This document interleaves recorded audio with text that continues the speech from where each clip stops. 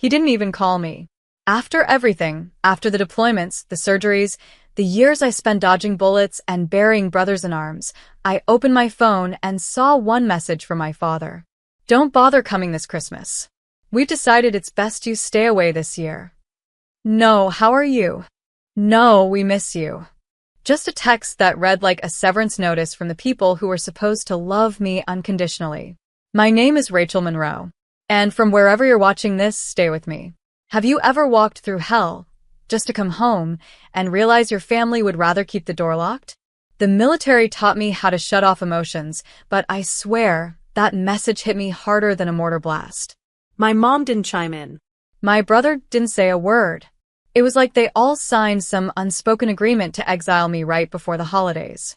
I sat there in my little one-bedroom apartment in Fayetteville, staring at the blinking Christmas lights I'd strung across the window, wondering what I did to deserve this kind of cold. I typed just one word back. Fine. And I meant it. Not in the way you say fine when you're hurting and want someone to ask again. No, this was the final kind of fine. The you won't get another chance to hurt me kind. I closed my laptop, deleted the airline ticket I'd bought 3 weeks earlier, and poured myself a glass of red. I toasted the air. To family. 5 days later, I woke up to 10 missed calls. One was from my brother, one from my dad, from my mom, and one from their lawyer. That was the one that made my heart pause. Because by then, it was too late to undo what I'd already set in motion. Too late to unsay what they'd said. Too late to unwrite the letter I'd mailed. They thought I'd come back like I always did, loyal, forgiving, hungry for scraps of love. But this time, I wasn't the girl who left. I'd come home, wearing a different kind of armor. And they were about to learn just how dangerous a daughter can be when she finally stops trying to earn her father's love. Let me take you back. Before the silence, before the text, before the betrayal that cemented everything. I was 18 when I enlisted. My father didn't hug me at graduation. He just said, "Try not to embarrass yourself out there." That was his love language, criticism disguised as advice. But I didn't join to make him proud. I joined because I needed to believe I was worth something. Because home never felt safe, not with the way he looked at me, like I was a burden he hadn't asked for. When I made sergeant, I flew home that Christmas, hoping for some kind of acknowledgement. He asked me to shovel the driveway before I even took my boots off. No, congrats. No, we're proud of you. Just grab a coat. Mom? She was a ghost of the woman I needed her to be.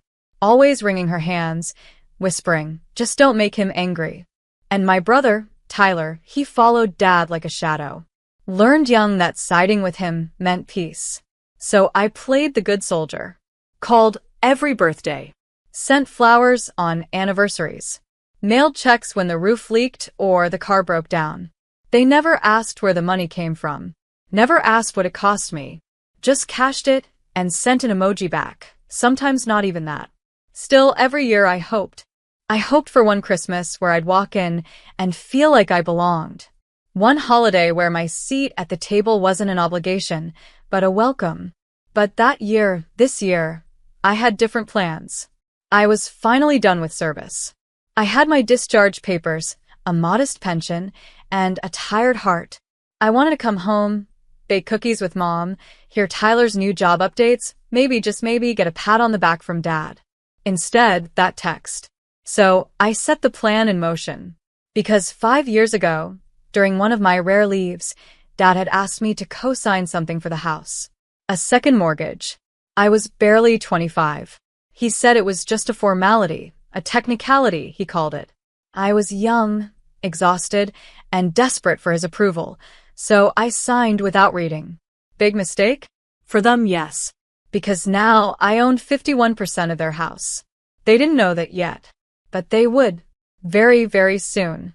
The irony? I'd forgotten all about that mortgage.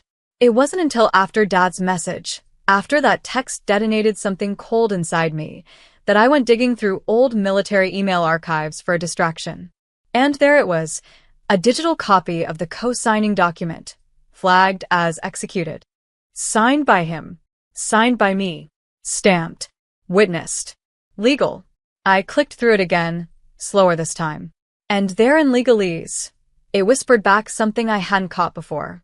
In the event of primary borrower default or voluntary transfer, the cosigner assumes controlling interest over the property until full loan maturity. Controlling interest.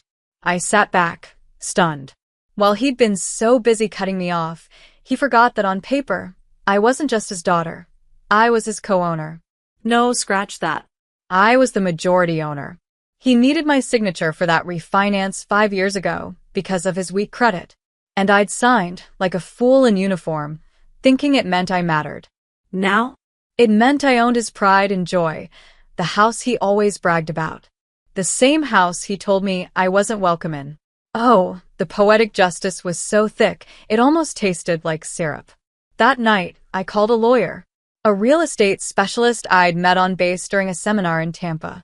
Hypothetically, I said, what happens if a cosigner holds majority interest and the borrower tells her not to come home anymore? There was a pause, then a chuckle. They shouldn't have told her that. Because if she wants to take control of the property, she can. I didn't tell my family anything. Instead, I drafted a letter.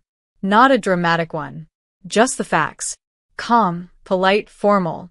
Effective immediately, I will be exercising my controlling interest as cosigner and legal partial owner of the property located at 12 Windmere Lane. All legal rights and responsibilities will be enacted through counsel. You will be contacted shortly. I mailed it certified. Old school. Intentional. Let them open it together. Let them feel it. Then I booked myself a quiet cabin for Christmas in the Smoky Mountains. Snow falling. Fire crackling. Phone off. 5 days later, I turned it on. 10 missed calls. 1 from a lawyer. And I smiled. Not out of revenge, no. Out of clarity. For the first time in my life, I didn't need their permission to come home. I was home. Because they were living in a house that legally belonged to me. Tyler called first. Ratch. What the hell is this? Dad's freaking out. He's talking about lawyers and eviction notices. What are you doing? I took a sip of my coffee and stared at the snowy hills outside my cabin. I'm executing my rights, I said calmly. Same way Dad executed his decision to tell me not to come home. You're seriously gonna kick them out? Over a stupid text. No, Tyler. I'm not kicking them out. Yet. I let that hang in the air. He sputtered. Come on, this is Dad. You know how he is. Yes. I do. That's why I'm doing this. Because here's the thing. Sometimes the people who hurt you the most never think you'll fight back. They rely on your silence. Your need. Your hope for crumbs.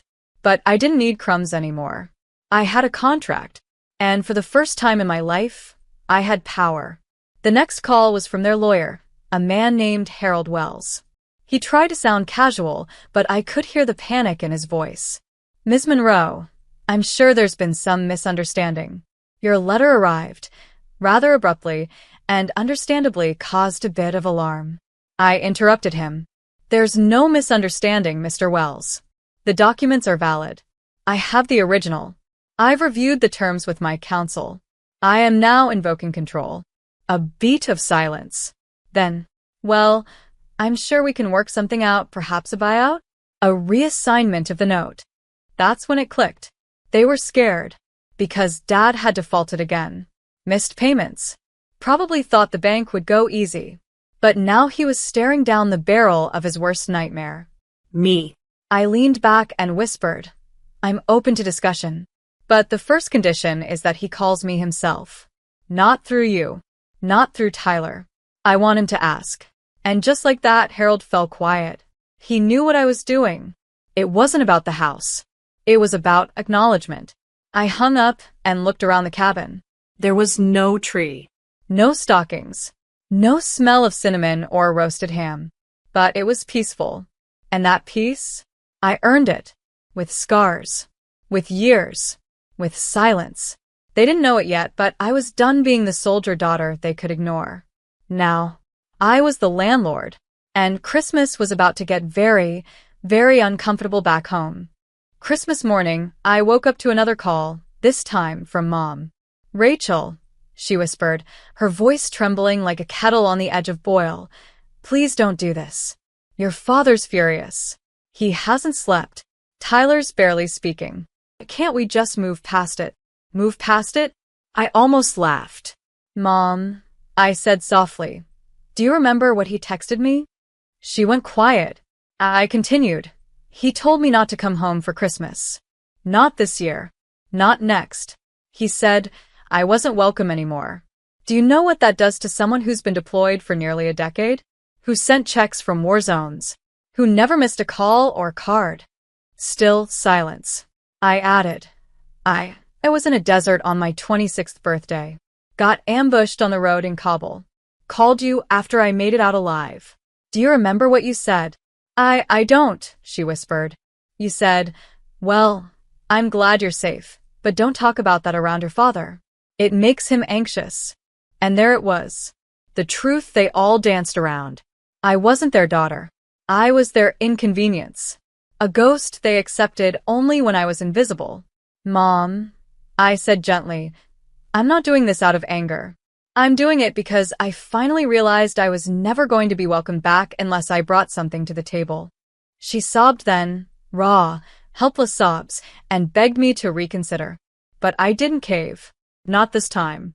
Because what they didn't know was that I had already filed the legal paperwork. A notice of possession change. It was scheduled for delivery that afternoon. And the cherry on top?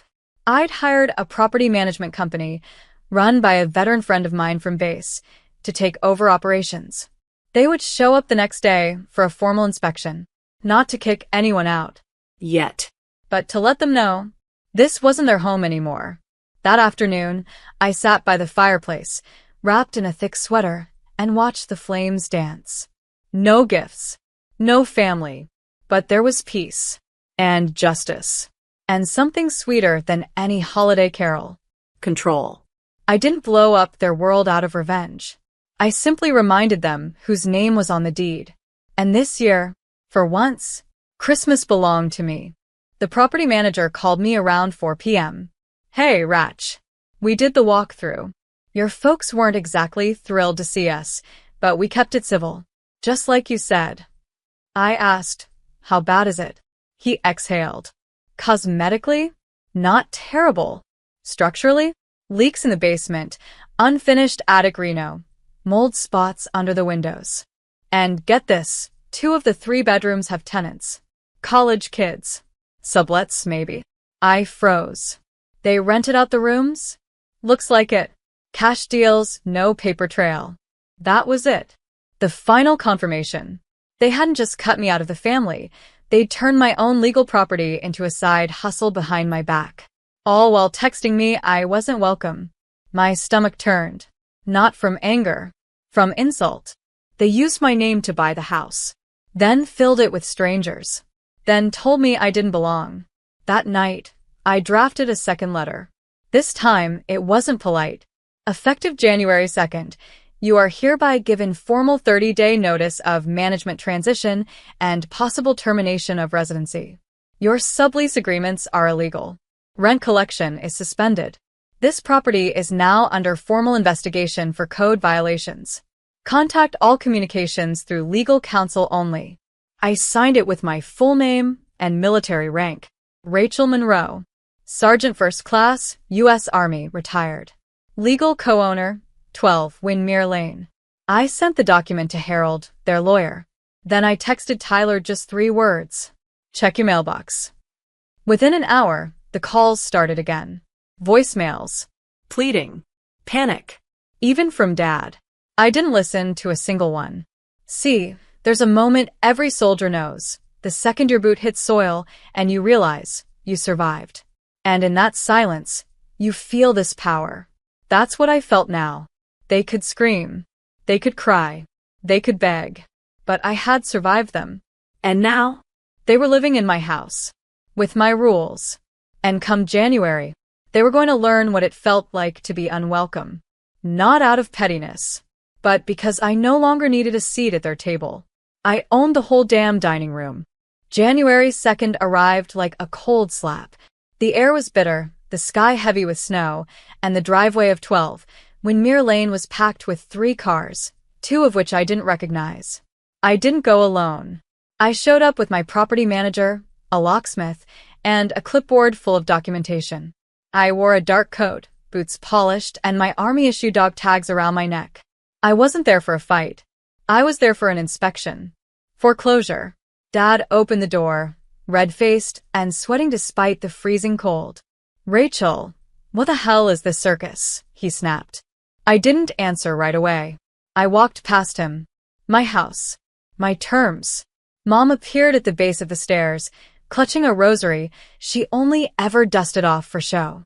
Tyler sat on the couch, pale, defeated. He didn't even look at me. I took a breath. This is a legal transition of ownership and management. As of this morning, all rights associated with this house fall under my direct control. You have 30 days to make a decision. Formalize your tenancy under my contract or relocate. Dad lost it. Relocate. You can't do this. This is our home. No, I said. It's my investment, he growled. I built this place. And you defaulted on it, I said coldly. And signed it over to a 24-year-old in uniform just so you could save your reputation with the bank. That shut him up. I looked around. The living room I used to sneak into at night. The mantel where my boot camp photo used to sit. Gone now. Just a space with people who had erased me. So, I kept going. The illegal tenants have already been notified. If they're not out in 10 days, I'll file for trespassing. And if anyone attempts to intimidate, damage, or interfere with this process, I will pursue criminal charges. Mom's lips trembled. But where will we go? I looked her dead in the eye. I don't know, Mom. Maybe not home for Christmas. She burst into tears. Tyler stood and tried to say something, maybe an apology, but I raised a hand. I don't need words. I needed them 10 years ago. Now? I need boundaries. The locksmith changed the code on the front door as I walked out. Snow crunched under my boots. The air smelled clean. And for the first time in years, I didn't feel like a daughter. I felt like a woman who came back stronger than they ever expected. They could call it cold. I called it survival. The final notice expired on January 31st. They didn't fight it. No last-minute calls. No dramatic standoffs. Just silence, the kind that comes when people finally understand. You're not bluffing anymore. I arrived the morning after with a new key in hand. The house was empty. No note. No goodbye. Just a hollow echo as I stepped through the front door, where once I'd stood in uniform, praying for welcome and received exile instead. I walked the room slowly. In Tyler's old room, I found a duffel bag tag from some ski trip I was never invited to. In the living room, a deep scratch across the floor where the coffee table used to sit, the one I bought at 19 with my first deployment check, and they claimed was alone. I stared at that scar in the wood for a long time. Not angry, just aware of how deep damage can go when no one sees you bleed. I didn't cry. Instead, I opened the back door, let the cold wind swirl through, and stood there with the winter sun on my face. This wasn't revenge. Not really. It was restoration. Of boundaries. Of dignity. Of a name they tried to write out of the family story. I turned the place into transitional housing for female veterans. Young women with stories like mine. Stories of return, rejection, and the long journey to reclaim who we are beyond the uniform. We called it the Monroe House. And when reporters came sniffing around after a local outlet ran the story of a veteran reclaiming her home from the family who cast her out, I didn't tell them the full truth. Because this wasn't about shaming them. This was about healing me. So when people ask, was it worth it? I smile and say, more than they'll ever understand. I don't visit them. They don't call. But every Christmas now, I light a candle on the porch. Not for them. For me. For the girl who once stood outside this house, in the snow, unwanted. She finally found her way back, and made sure no woman like her would ever stand alone again.